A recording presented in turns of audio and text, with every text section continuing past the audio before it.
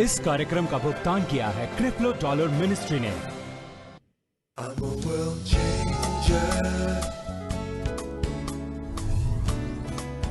आज का संदेश सुनिए डॉक्टर क्रिप्लो डॉलर से। मरकुस आज्ञा 4 वचन 26 से शुरू करते हैं। धन्यवाद यीशु। चलिए एक बार फिर वचन 26 जोर से पढ़ते हैं। तो अभी वो यहां पे कुछ कहने वाले हैं, मैं देखता हूं कि क्या आप उसे समझ सकते हैं।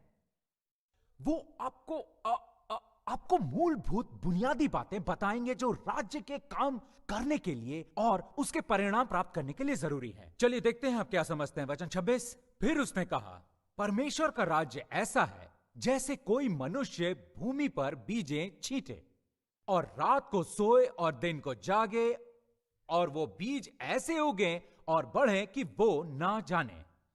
पृथ्वी आप से आप फल लाती है, पहले अंकुर, तब बेल, और तब बेलों में तैयार दाना। परंतु जब दाना पक जाता है तब तुरंत हंसिया लगता है, क्योंकि कटनी आ पहुंचती है। फिर उसने कहा, हम परमेश्वर के राज्य की उपमा कैसे दें और कैसे दृष्टांत से उसका वर्णन करें। वो राई के दाने के समान है। जब भूमि में बोया जाता है तो भूमि की सब बीजों से छोटा होता है, परंतु जब बोया गया उगकर सब साग पात से बड़ा हो जाता है और उसकी ऐसी बड़ी डालियां निकलती हैं कि आकाश के पंछी उसकी छाया में बसेरा करते हैं। यहां दोनों मामलों में कहा गया है कि परमेश्वर का और एक किसान की चीजें करने का तरीका बिल्कुल समान है। एकदम मकई या गेहूं या जो कुछ भी किसान बोना चाहता है वो उसी तरह के समान है। आपके पास बीज होना जरूरी है। परमेश्वर का शब्द परमेश्वर के राज्य का बीज है। पवित्र पुस्तक कहती है कि परमेश्वर के शब्द को अविकृत बीज कहते हैं। क्यों यह अविकृत बीज है? ये वो बीज है जो हमेशा उत्पादन करेगा। ये वो बीज है जो कभी असफल नहीं होगा। अब कृपया करके ये टिप्पणी सुनिए। आप परमेश्वर के वचन के बिना राज्य जीवन में सफल नहीं होंगे। आप परमेश्वर के राज्य पर आधारित चंगा होने में सक्षम नहीं होंगे चिकित्सा पर परमेश्वर के वचन के बिना। आप किसी भी क्षेत्र में समृद्धि नहीं पाओगे सिवाय उस क्षेत्र पर परमेश्वर के वचन के बिना। बचाव पर परमेश्वर के वचन का पालन किए बिना परमेश्वर का राज्य आपका बचाव नहीं करेगा। दूसरे शब्दों में, अगर आप राज्य को आपके जीवन में काम करते देखना चाहते हैं और अगर आप राज्य के फल की उम्मीद करते हैं तो वो सबसे पहली चीज से चालू होगा। राज्य को प्राथमिकता बनाएं और दूसरा, आप जिससे अभिव्यक्ति में लाने की कोशिश कर रहे हैं उस पे परमेश्वर का वचन लेने का महत्व समझें। आपके लिए परमेश्वर का वचन लेना कितना महत्वपूर्ण है, क्योंकि परमेश्वर का वचन बीज है। राज्य उस इंसान की तरह है जो धरती में बीज बोता है। ठीक है, वो जो भी जिस पर आप विश्वास कर रहे हैं या होने की उम्मीद कर रहे हैं, आप परमेश्वर के पास बिना बीज के जाने की हिम्मत भी मत करना। बीज कहां है? तो जो आप करें, आपके जीवन में कुछ चल रहा है, आपके भौतिक शरीर पर हमला हो रहा है, आप अपनी नौकरी खो चुके हैं, आपके परिवार को कुछ हो गया है। सबसे पहली चीज जो आपको करनी चाहिए वो है आपकी बीज की थैली लेके आए। परमेश्वर पर चिल्लाने से और प्रार्थना से और रोने से कुछ नहीं होगा अगर आपको बीज नहीं मिलता। अब सुन नहीं रहे मैं क्या कर रहा हूं? आपके गाने से या जुबा घुमाकर बात करने से कोई फायदा नहीं है। ओ यीशु मसीह मेरी मदद करो, प्रभु मुझे विश्वास है मुझे मिले। नहीं नहीं नहीं, बीज कहां है? कोई कहता है ठीक है मैं परमेश्वर पर विश्वास कर रहा हूं, किस आधार पर? बीज कहां है? मैं खड़ा हूं, मैं मजबूत खड़ा हूं, लेकिन किस पर? और अगर आप ज्यादातर मसीह धर्मी से बात करें और वो आपसे कहे कि वो कैसे परमेश्वर पर विश्वास करते हैं और बस कहें आप किस पर खड़े हैं, उन्हें पता तक नहीं। आपका मतलब क्या है मैं किस पर खड़ा हूं? आपके पास कोई बीज है? हाँ, परमेश्वर का वचन। मेरे पास परमेश्वर का वचन है। ठीक है, आप कौन से विशिष्ट शब्द पर खड़े हैं? आप क्या बोने का सोच रहे हैं? एक किसान दुकान जाकर सिर्फ ये नहीं कहता मुझे कोई भी प्रकार का बीज दे दो और फिर बाहर हवा में निकालकर छितरा दे। ओ यीशु मसीह, नहीं, उसकी योजना विशिष्ट और सटीक है। खासकर वो जो फसल उगाना चाहता है, और वो फसल से पहले ही जानता है कि वो खेत में क्या देखना चाहता है, क्योंकि वो जाकर विशिष्ट बीज लाया है। उसे मक्का चाहिए तो वो जाकर मक्के का बीज लाया। वो उन बहुत सारे मसीह धर्मियों की तरह नहीं है जिन्हें चिकित्सा चाहिए, लेकिन वो यहां वहां उद्धार की जुबान के बारे में पढ़ रहे हैं। और नहीं, तुम्हें चिकित्सा चाहिए तो चिकित्सा के वचन को पढ़िए।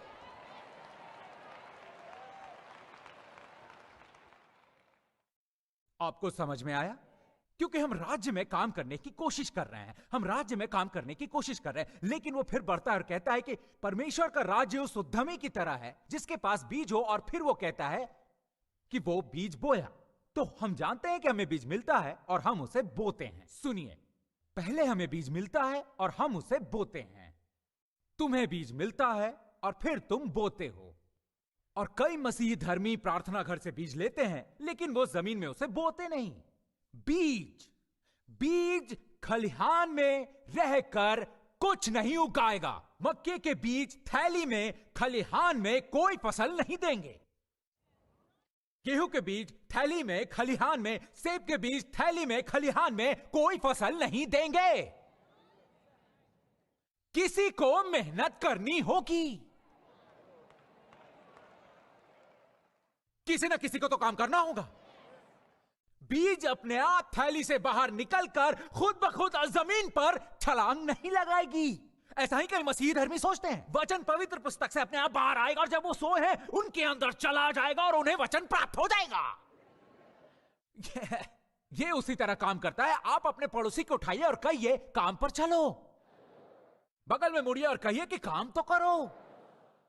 तुम्हें श्रम करने होंगे, तुम्हें वो बीज प्राप्त करना होगा और तुम्हें उस बीज को लेना होगा और उसे बोना होगा। तुम्हें उसे अपने आंखों से देखना होगा, बस एक ही रास्ता है। आपको उसे अपने कानों से ले जाना होगा, बस एक ही रास्ता है। आपको उसे अपने जुबान से निकालना होगा और कहना शुरू करना होगा कि वो जमीन में जा रहा है। और आप इसे बार बार करें, बार बार श्रम करें, श्रम करें, श्रम। तुम उस पौधे की तरह हो जिसे मेरी माँ ने, मैंने आपको बताया मेरी माँ क्या करती है, पानी में डालो, उसे उधर रहने दो और आप बस उधर ही रुके हो। कोई कहता है ऐसे कैसे आप इस सप्ताह में गाली नहीं दे रहे हो। कोई कहता है ऐसे कैसे आप इस सप्ताह में पागल की तरह बर्ताव नहीं कर रहे हो। कोई कहता है फिल्म में नहीं जा रहे हो। मैं किसी चीज पर काम कर रहा हूं। आप उसे स्वीकार करते हैं। आप बीज जमीन में बोते हैं। अब ऊपर बढ़िए, ऊपर वचन 20 पे, मरकुस 4:20। और देखिए उन्होंने क्या कहा। वचन 14 में कहा गया है बोने वाला वचन बोता है। और फिर वचन 20 में देखिए जो अच्छी भूमि में बोए गए हैं।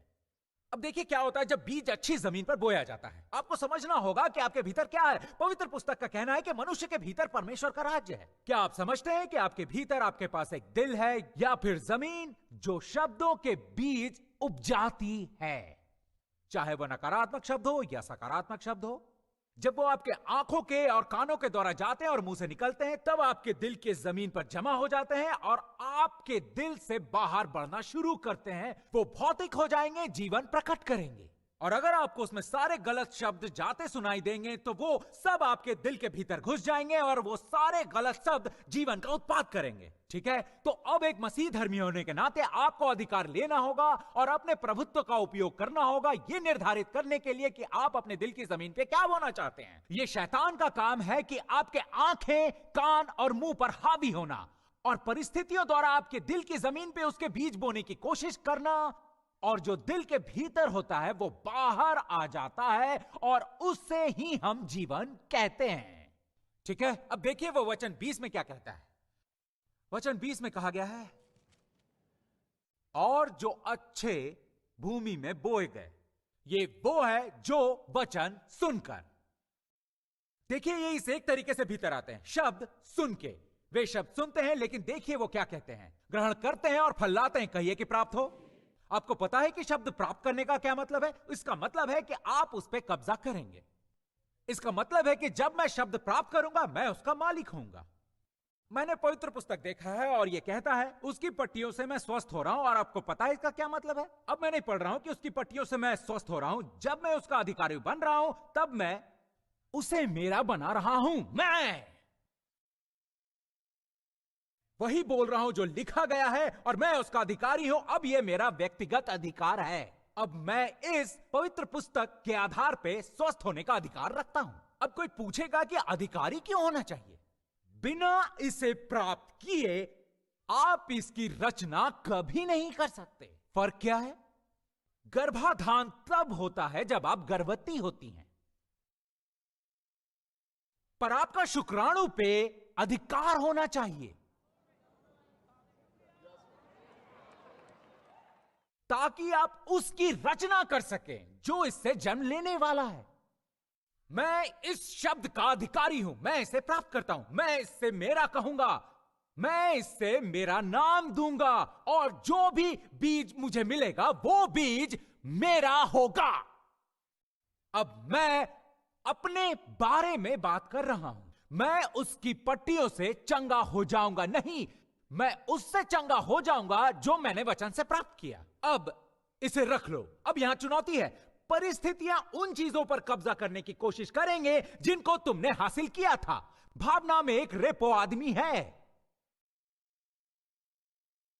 और रेपो आदमी कोशिश करके देखेगा कब तुम सोए हो, कब तुम ध्यान नहीं दे रहे हो। वो कोशिश करके एक रास्ता देखेंगे जब वो आए और उन चीजों पर कब्जा कर सके जिन्हें तुमने हासिल किया है। हालेलुया।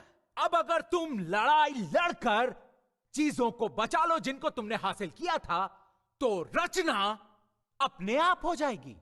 और एक बार कुछ हो गया तो तुम जानते हो कि तुम उस चीज के साथ अभी गर्भवती हो, और एक बार तुम चिकित्सक से गर्भवती हो गए तो फिर अगर उससे छुटकारा कोई पा सकता है तो वो तुम हो। और तुम किसी से भी गर्भपात नहीं करवाना चाहोगे।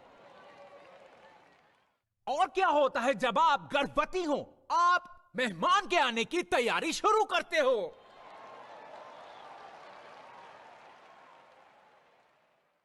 क्या मैं यहां उनसे बात कर रहा हूं जो विश्वास रखते हैं? हम इसी तरह करते हैं, हम इस तरह परमेश्वर के राज्य में काम करते हैं। हम जिसे देखते हैं उससे उत्तेजित नहीं होते, हम जिसे सुनते हैं उससे उत्तेजित नहीं होते, हम जिसे महसूस करते हैं उससे उत्तेजित नहीं होते। हम उत्तेजित होते हैं परमेश्वर के वचन से, और एक बार हमने उस पर कब्जा कर लिया। तुम्हारा दृष्टिकोण होना चाहिए, जब भी आप समस्या में हो आपका दृष्टिकोण होना चाहिए, शैतान उसे मुझे मत पाने दीजिए जिसकी मैं तलाश कर रहा हूं, संभल कर। नहीं नहीं नहीं नहीं, आप उधर बैठो, रुकिए, और आप उसे ढूंढते हैं और आप कहते हैं उफ, अब वो मेरे पास है, मैंने उस पर कब्जा कर लिया है, वो उसे पाने की कोशिश करेगा, नहीं वो मेरा है। और फिर कई दिन तुम्हारी आंखों से, तुम्हारे कान से, तुम्हारी जुबान से तुम इन चीजों पर कब्जा कर रहे हो। तब लोग शायद ही, उन्हें शायद पता नहीं कि तुम्हें विश्वास से वो मिल गया है या नहीं, क्योंकि तुमने उसे इतना सारा प्राप्त कर लिया है। तुम वचन के अलावा और कुछ नहीं कहोगे, तुम वचन के अलावा और कुछ नहीं सुनोगे, तुम वचन के अलावा और कुछ नहीं पढ़ोगे। तुमने उस चीज को हासिल कर लिया है जब तक वो तुम्हारा गर्व नहीं बन जाता। और तुम जानते हो कि वो दिलचस्प चीज है, जब तुमने उसे गर्भ धारण किया है, डॉक्टर के पास एक यंत्र होता है जो आपको उसका चित्र दिखाएगा जो आपके पास है। यीशु। तो इस तरह आप जान सकते हैं कि कब आपने गर्भ धारण किया, जब आप आंखें बंद करके उससे अपने आप को देखने लगते हैं।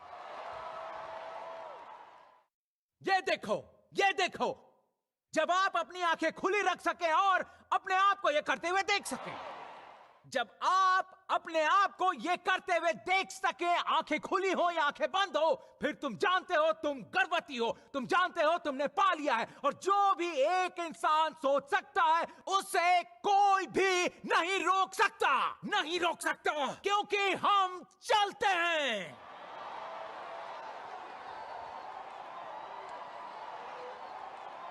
गर्भधारण, गर्भधारण, इस तरह हम राज्य में काम करते हैं। यह तरीका है जिस तरह परमेश्वर राज्य के नागरिक काम करते हैं। और जबकि दुनिया अपने काम कर रही है और जब मीडिया अपनी चीजें कर रही है, हम लोग कुछ और कर रहे हैं। और हम जिस चीज पे काम कर रहे हैं वो अभी पूरा नहीं होने वाला, ये सिर्फ समय की बात है।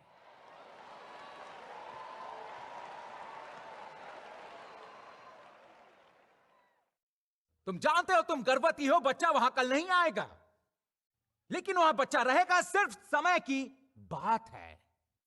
अब गर्भावस्था में भी कुछ समायोजन होते हैं, और एक औरत का शरीर समायोजन करता रहता है ताकि उसके पास क्षमता हो।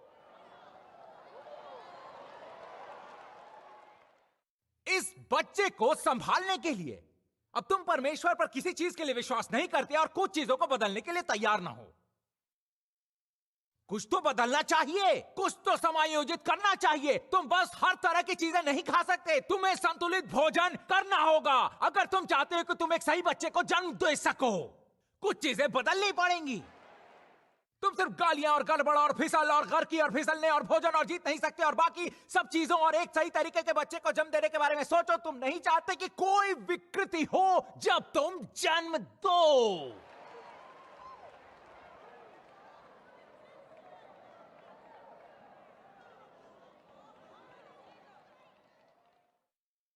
मुझे देखने दो कि मैं क्या कहने की कोशिश कर रहा हूं।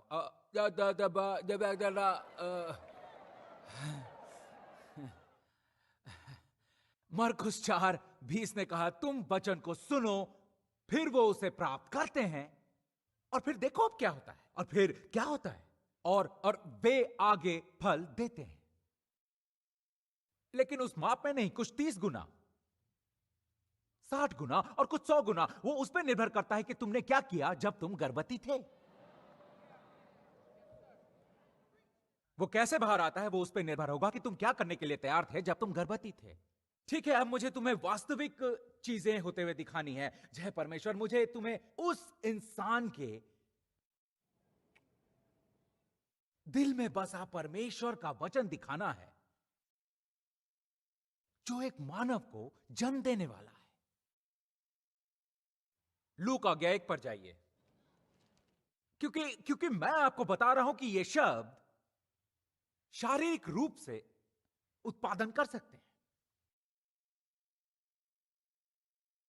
लूका 1 वचन 27। मैं आपको इतने शब्द खिलाना चाहता हूं कि आप अपनी सामने की कुर्सी का पिछला हिस्सा काटने लगे।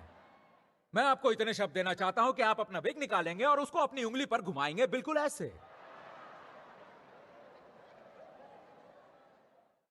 बस खुश हो जाओ, परमेश्वर की महिमा।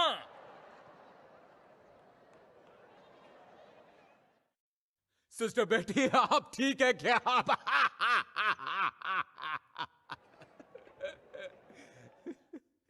लूका 1।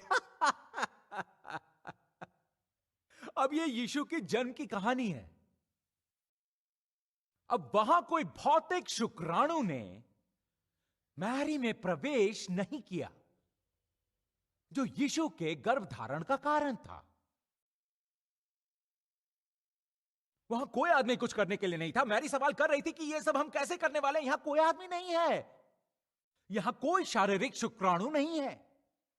एक अनुवादों में अनुवाद किया गया है कि परमेश्वर का शब्द शुक्राणु है।